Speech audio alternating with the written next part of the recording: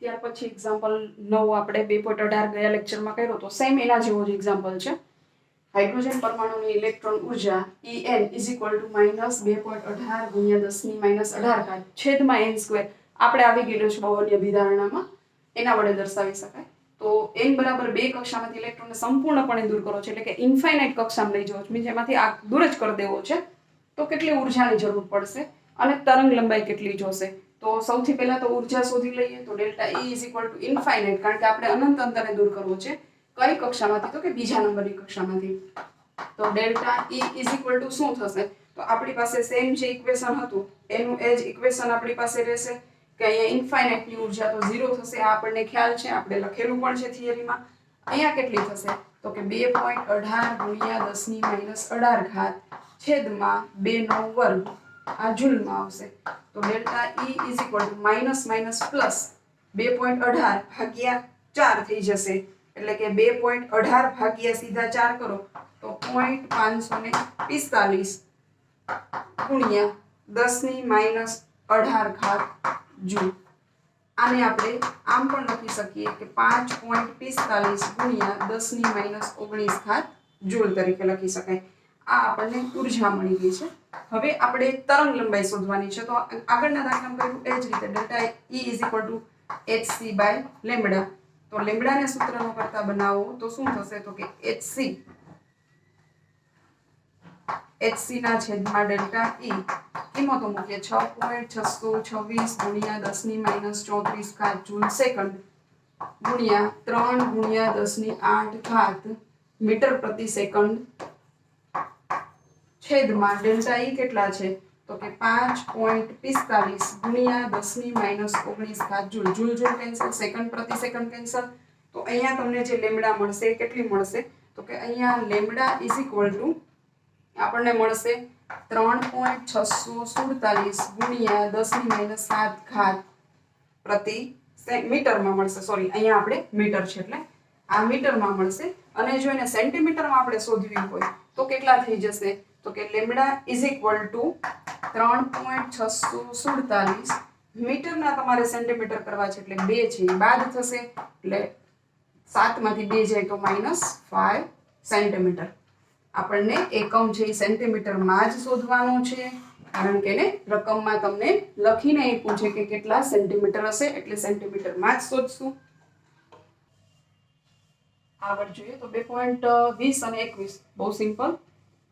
2.05 ગુણ્યા 10⁻1 મીટર પ્રતિ સેકન્ડના વેગથી ઘૂમતા ઇલેક્ટ્રોનની તરંગ લંબાઈ શોધવાની છે. મીન્સ વેગ આપ્યો છે અને વેગ આપણને એક જ ઇક્વેશનમાં આપ્યો છે, એ છે ડી બ્રોગલી ઇક્વેશન છે એની અંદર.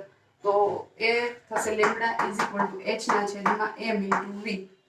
h એટલે પ્લાન્કનો અચળાંક 6.626 ગુણ્યા 10⁻34 જૂલ સેકન્ડ અને તમને એનું ઇલેક્ટ્રોન આપ્યું છે એટલે ઇલેક્ટ્રોનનું દળ ખબર છે 9.11 ગુણ્યા 10⁻31 કિલોગ્રામ અને એનો વેગ આપ્યો છે 2.05 ગુણ્યા 10⁻1 મીટર પ્રતિ સેકન્ડ. ગણતરી કરી જવાબ તમારે જાતે લખી નાખવાનો છે. ત્યાર પછીનો એક્ઝામ્પલ જોઈએ તો ઇલેક્ટ્રોનનું દળ 9.1 ગુણ્યા 10⁻31 કિલોગ્રામ છે, દળ આપી દીધું છે. ગતિજ ઉર્જા પણ આપી છે. તરંગ લંબાઈ શોધવાની છે. તો તરંગ લંબાઈ શોધવા માટે આ જ ઇક્વેશન લેમ્બડા = h/m × v. તો અહીંયા લેમ્બડા શોધવી હોય તો પહેલા v ખબર હોવી જોઈએ. તો v ક્યાંથી મળે? તો v આપણને ગતિજ ઉર્જામાંથી મળશે, જે આપી દીધી છે. એનો અર્થ કે ગતિજ ઉર્જા 1/2 mv². ગતિજ ઉર્જા બરાબર 1/2 mv² થશે = કાઇનેટિક એનર્જી. v² ને સૂત્રનો કરતા બનાવો તો શું થશે? તો કે જે એની ગતિજ ઉર્જા છે એના ભાગ ગુણ્યા 2 અને ભાગ્યા m. ઓકે, અને જો v લખો તો બધું એની અંદર રૂપમાં આવી જશે. કિંમતો મૂકીએ તો ગતિજ ઉર્જા આપી છે 3 ગુણ્યા 10⁻25 ગુણ્યા 2 અને ઇલેક્ટ્રોનનું દળ આપ્યું છે 9.11 ગુણ્યા 10⁻31 કિલોગ્રામ. ઓકે, તો અહીંયા તમે જો આનું વર્ગમૂળ કાઢશો તો v બરાબર તમને મળી જશે 0.8119 મલ્ટીપ્લાઈડ બાય 10⁻6 10⁶ આ તમને v એટલે કે વેગ મળે છે. અને આ વેગ છે એ તમને મળે છે આ જે વેગ છે ને જો તમે મીટર પ્રતિ સેકન્ડની અંદર ફેરવી દો તો એ થઈ જશે 812 મીટર પ્રતિ સેકન્ડ. 812 મીટર પ્રતિ સેકન્ડમાં થઈ જશે. અને હવે એને તમારે lambda is equal to h upon m into v ની અંદર મૂકી દેવાનો છે. h 6.626 ગુણ્યા 10 ની માઇનસ 34 ઘાત જૂલ સેકન્ડ. દળ ઇલેક્ટ્રોનનું આપી દીધું છે 9.1 ગુણ્યા 10 ની માઇનસ 31 ઘાત. અને વેગ છે મીટર પ્રતિ સેકન્ડમાં તમને આપી દીધો છે. આ તમારું હોમવર્ક છે. હવે અહીંયા ખાસ જરાક ધ્યાન રાખશું 10 ની 6 ઘાત નહીં આવે પણ અહીંયા 10 ની 3 ઘાત છે મીટર પ્રતિ સેકન્ડ. અહીંયા આપણે સોરી આ સેન્ટીમીટર છે 3 ઘાત મીટર પ્રતિ સેકન્ડ છે. 3 ઘાત લઈ જાય 1 2 ને 3 એટલે કદાચ જો તમે આમ ક્યાંક લખ્યું હોય 811.9 મીટર પ્રતિ સેકન્ડ તો એપ્રોક્સિમેટલી આપણે એને કરી દઈશું 812 મીટર પ્રતિ સેકન્ડ.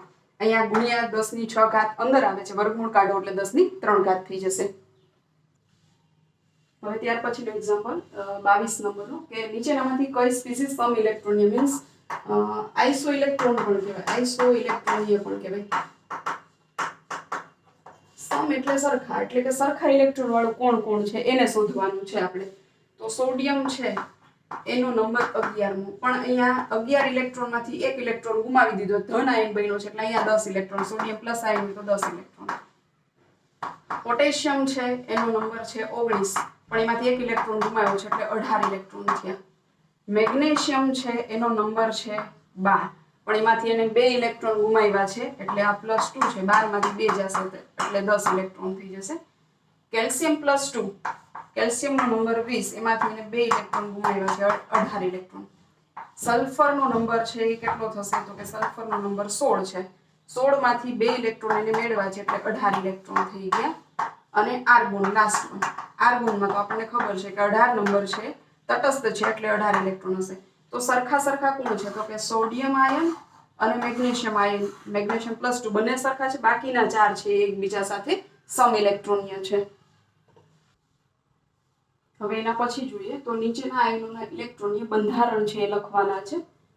હાઇડ્રોજન આયન છે, જો હાઇડ્રોજન પરમાણુ હોય તો એનો નંબર 1 છે. હાઇડ્રોજન આયન બન્યો છે એટલે એની અંદર 2 ઇલેક્ટ્રોન થઈ ગયા છે, કારણ કે 1 ઇલેક્ટ્રોન પોતાનો હતો અને 1 ઇલેક્ટ્રોન છે એને મેળવ્યું એટલે 2 ઇલેક્ટ્રોન થઈ ગયા. 2 ઇલેક્ટ્રોન હોય તો એનું બંધારણ થશે 1s2, s કક્ષકમાં બંને ઇલેક્ટ્રોન ગોઠવાશે. સોડિયમનો નંબર 11 છે, પણ 1 ઇલેક્ટ્રોન ગુમાવ્યો છે એટલે આમાં 10 ઇલેક્ટ્રોન છે. તો 10 ઇલેક્ટ્રોન કેમ ગોઠવાય તો કે 1s2, 2s2, 2p6, 2 4 ને 6 10. ઓક્સિજન -2, 8 નંબર છે ઓક્સિજનનો અને 2 ઇલેક્ટ્રોન મેળવ્યા છે એટલે એની અંદર પણ 10 ઇલેક્ટ્રોન. તો સેમ આ જ બંધારણ 1s2, 2s2 અને 2p6 થશે. ફ્લોરિનનો 9 નંબર, એને પણ 1 ઇલેક્ટ્રોન મેળવ્યો છે એટલે 10 ઇલેક્ટ્રોન થઈ જશે એટલે 1s2, 2s2 અને 2p6. આ પહેલું પૂરું થયું. હવે બીજા માટે વાત કરીએ. હવે બીજું છે જો તત્વના સૌથી બહારના ઇલેક્ટ્રોનને પરમાણુ ક્રમ જો આવી રીતે દર્શાવીએ તો એનો પરમાણુ ક્રમાંક શોધવાનો છે. તો 3s1 કેવી રીતે આવે તો કે ઇલેક્ટ્રોન રચના પહેલા આપણે લખવી પડશે. પહેલી s કક્ષક ભરાઈ ગઈ, બીજી s કક્ષક ભરાઈ ગઈ અને p કક્ષક પણ 6 ઇલેક્ટ્રોન ભરાઈ ગયા એટલે કેટલા થયા. અને ત્યાર પછી 3s આવે, એમાં જો 1 ઇલેક્ટ્રોન હોય તો હવે ટોટલ ઇલેક્ટ્રોન જેટલા થશે એટલામાં એનો નંબર થશે 2 4 ને 6 10 ને 11. એનો અર્થ થયો કે આ 11 નંબરનું પરમાણુ થશે એટલે કે સોડિયમ થશે. હવે 2p3 તો 1s2, 2s2 અને 2p માં 3 જ ભરાય છે એટલે ટોટલ કેટલા ઇલેક્ટ્રોન થયા તો કે 2 4 ને 3 7 એટલે ટોટલ 7 ઇલેક્ટ્રોન થયા. એટલે આ કયું તત્વ હશે તો કે ભાઈ નાઇટ્રોજન હશે. અને અહીંયા 3p5 તો 1s2, 2s2, 2p6, 3s2 અને 3p5. આગળથી જ લખવું પડે તો જ ખ્યાલ આવે આપણને કે 3p5 ક્યાં આવે છે તો 2 4 ને 6 10 ને 2 12 ને 5 17. આ 17 ઇલેક્ટ્રોન છે એનો અર્થ એવો કે આ ક્લોરીન પરમાણુ છે હોવો જોઈએ. હવે એના પછી ત્રીજા માટે આપણે વાત કરીએ. નીચેની રચના કયા પરમાણુની છે એવું આપણને કહે છે. તો હવે આપણને ખબર છે આ છે એક 4 ઇલેક્ટ્રોન રચના છે, મીન્સ કેટલા કેટલા ઇલેક્ટ્રોન આમાં સમાયેલા છે. હિલિયમમાં 2 પૂરા થાય, નિયોન હોય તો 10 અને આર્ગોન હોય તો 18. હવે એના પછીના ગણવાના 2 ને 1 3 એટલે આ 3 ઇલેક્ટ્રોન થયા તો 3 ઇલેક્ટ્રોન એટલે લિથિયમ પરમાણુ.